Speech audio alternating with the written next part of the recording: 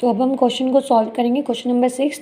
इसकी स्टेटमेंट देखते ही बच्चे थोड़ा सा डर जाते हैं, लेकिन इसे डरना नहीं है, हमें जस्ट इसे समझना है। तो अगर हमें समझ आ जाएगी तो हम इजीली इसकी स्टेटमेंट को सॉल्व कर सकते हैं। तो पहले स्टेटमेंट पढ़ेंगे, स्टेप वाइज चलेंगे। A cottage industry produce a certain number of pottery articles in a day. एक इंडस्ट्री है, वो एक दिन में कुछ आर्टिकल्स को क्या करती है, प्रोड्यूस करती है। ठीक है, इसमें हमें कोई इन्फॉर्मेशन नहीं है, जस्ट स्टेटमेंट है। ऑन अ पार्टिकुलर डे, मतलब वो कह रहे हैं कि किसी एक पार्टिकुलर दिन में, that the cost of production of each article, जो आर्टिकल वो प्रोड्यूस कर रही है, एक आर्टिकल की जो कॉस्ट है, इसमें उसने कुछ इन्फॉर्मेशन दी है। उसने क्या बताया कि जो कॉस्ट है किसकी, ईच आर्टिकल, मतलब ईच मतलब एक आर्टिकल की कॉस्ट, वॉज मतलब कितनी है, ये अब आगे इन्फॉर्म कर रहा है हमें। तो हमें समझना है कॉस्ट ऑफ ईच आर्टिकल वो बता रहा है, वॉज 3 मोर देन, 3 ज़्यादा है किससे, twice the number of article produce on that day. उस पूरे दिन में जितने भी आर्टिकल प्रोड्यूस हुए, हमें नहीं पता कितने आर्टिकल प्रोड्यूस हुए, तो मान लीजिए कुछ 10 आर्टिकल्स प्रोड्यूस हुए उस दिन, उसने पूरे 10 आर्टिकल्स प्रोड्यूस किए हैं। ठीक है, तो वो कह रहा है कि अगर उसने 10 आर्टिकल प्रोड्यूस किए हैं तो twice the number of article produce, twice means उसका 2 गुना।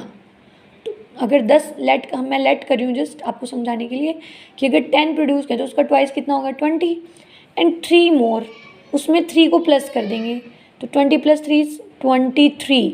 तो जो कॉस्ट आई एक आर्टिकल की, उससे कॉस्ट निकल के आई, मीन्स एक आर्टिकल की कॉस्ट आई 23। और ये किससे आई कि अगर हमें ये पता लग जाए कि नंबर ऑफ आर्टिकल उस दिन में कितने प्रोड्यूस हुए हैं, तो जस्ट आपको क्या फाइंड करना है कि नंबर ऑफ आर्टिकल्स, तो आपके पास कॉस्ट भी आ जाएगी। फिर उसके बाद कह रहा है total cost of production on that day.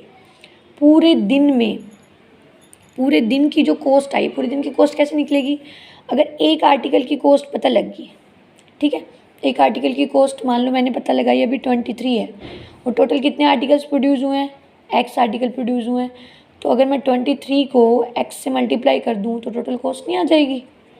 Yes, तो हमारे पास मेथड हमें समझ में आ गया है, तो हम इसको सोल्व करेंगे। अब क्योंकि हमारे पास नंबर ऑफ़ आर्टिकल्स नहीं है तो मेन प्रॉब्लम यही है हमारे पास, तो जहाँ प्रॉब्लम स्टार्ट होती है वहीं हमारा लेट स्टार्ट हो जाता है। Let number of article produce on that day. हम मान लेते हैं कि कितने नंबर ऑफ़ आर्टिकल प्रोड्यूस हुए हैं उस दिन, एक्स आर्टिकल प्रोड्यूस हुए हैं।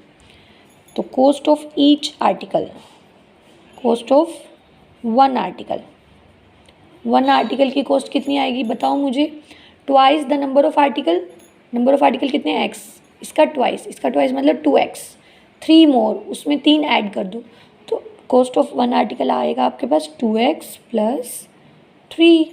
Got it. जैसे मैंने एग्जांपल लिया था कि अगर 10 आर्टिकल प्रोड्यूस होते हैं तो 10 का ट्वाइस करेंगे 20, 20 में 3 ऐड करेंगे 23।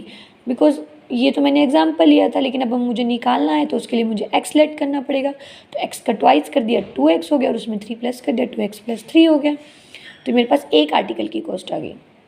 तो अगर ये एक आर्टिकल की कॉस्ट है, मतलब इतने रुपए लगे एक आर्टिकल के लिए, तो कितने आर्टिकल्स प्रोड्यूस हुए हैं, एक्स आर्टिकल, तो टोटल कॉस्ट कितनी आ जाएगी, total cost is equal to कितने आर्टिकल्स हैं, एक्स आर्टिकल्स हैं, एक्स आर्टिकल को एक आर्टिकल की कॉस्ट के साथ मल्टीप्लाई कर देंगे तो हमारे पास total cost of all articles आ जाएंगे। और ये अकॉर्डिंग टू क्वेश्चन आपको दे रखा है कि x × 2x + 3 is equal to कितना दे रखा है, the total cost of production on that day was 90, तो 90 आपको गिवन है। तो ये बात आपको समझनी पड़ेगी कि टोटल कॉस्ट कैसे निकलती है, कि अगर हमें ये पता है कि एक आर्टिकल की कॉस्ट है 23 और हमारे पास एक्स आर्टिकल्स हैं, तो उन एक्स आर्टिकल्स की कॉस्ट कितनी आएगी, 23 × x। तो सिमिलरली अगर मेरे पास एक आर्टिकल की कॉस्ट है 2x + 3 और मेरे पास आर्टिकल है x, तो टोटल कॉस्ट कितनी आ जाएगी, x को 2x + 3 से मल्टीप्लाई कर देंगे। तो स्टेटमेंट को जस्ट समझना होता है, तो अगर आपको समझ आ जाती है तो आप इसे सोल्व कर लेते हैं। तो इसको सोल्व करें, x को 2x से मल्टीप्लाई करें, x को 2x से मल्टीप्लाई करेंगे कितना आएगा, 2x² + 3x, 90 को इधर ले आओ, तो ये आपकी कौन सी इक्वेशन बन गई, क्वाड्रेटिक इक्वेशन बन गई। आप इसे अपने आप सोल्व करो, प्रैक्टिस करो, अगर आपको प्रॉब्लम आ रही है तो आप मुझे इनबॉक्स करो। तो I hope 4.2 exercise will be understand. Thank you so much.